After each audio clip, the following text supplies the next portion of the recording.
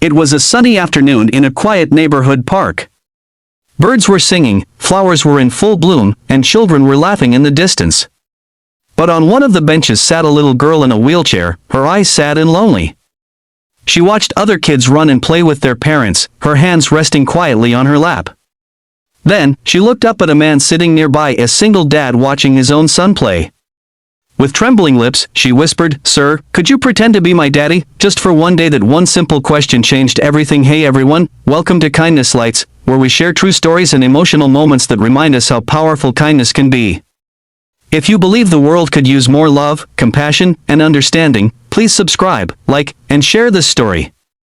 And don't forget to tell us in the comments, what's the kindest thing someone's ever done for you?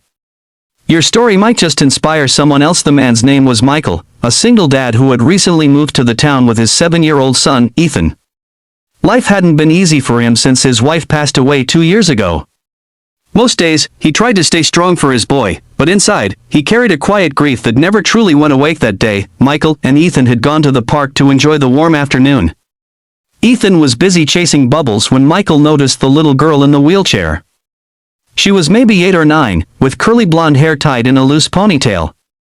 But what caught his heart was the way she watched the other kids, longing to join them but too shy, too afraid, or perhaps too used to being left out. Then she rolled her wheelchair slowly toward him and said softly, "Sir, could you be my dad, just for today? It's my birthday." Michael was stunned. For a moment, he didn't know what to say. He looked around, wondering if her real father was nearby. But there was no one. The girl looked down at her hands and added, "Mom said Daddy's in heaven. I just wanted to know what it feels like to have a daddy on my birthday." Something in Michael's chest cracked open. He felt tears well up but held them back. "Of course," he said gently. "I'd be honored." The girl's face lit up with a smile so pure it made his heart ache. "Really?" she whispered. "Really," he replied. "What's your name?" "Lily," she said. "My name's Lily." Michael spent the next few hours being dad for a day.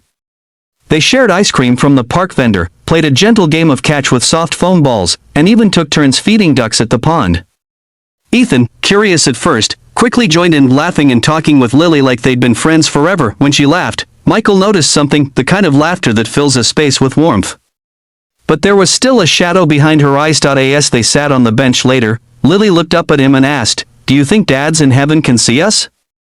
Michael took a deep breath. "I think they can," he said softly.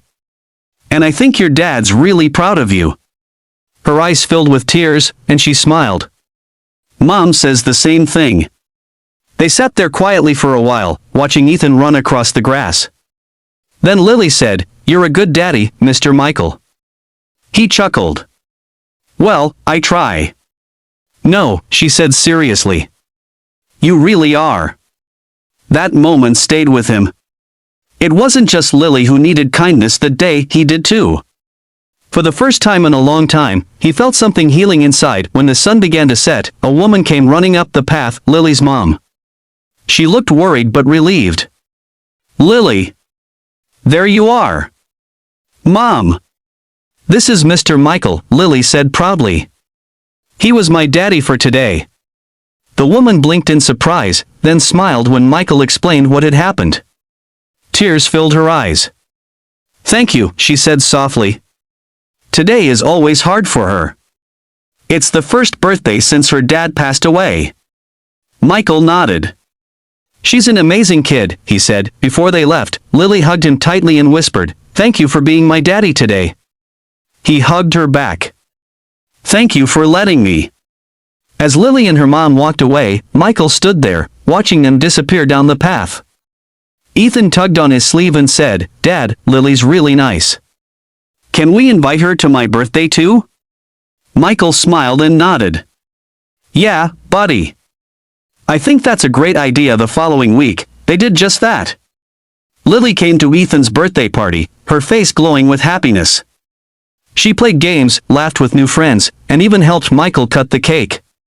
When it was time to sing, Ethan said proudly, "My friend Lily helped me with my wish this year. We wished for more happy birthdays for everyone." Everyone clapped, and for a moment, It felt like something truly special filled the air, not just celebration, but healing, connection, love. That night, after everyone had gone home, Michael sat on his porch and thought about how a simple act of kindness, saying yes to a little girl's birthday wish, had changed so many lives. He realized kindness doesn't have to be grand or complicated.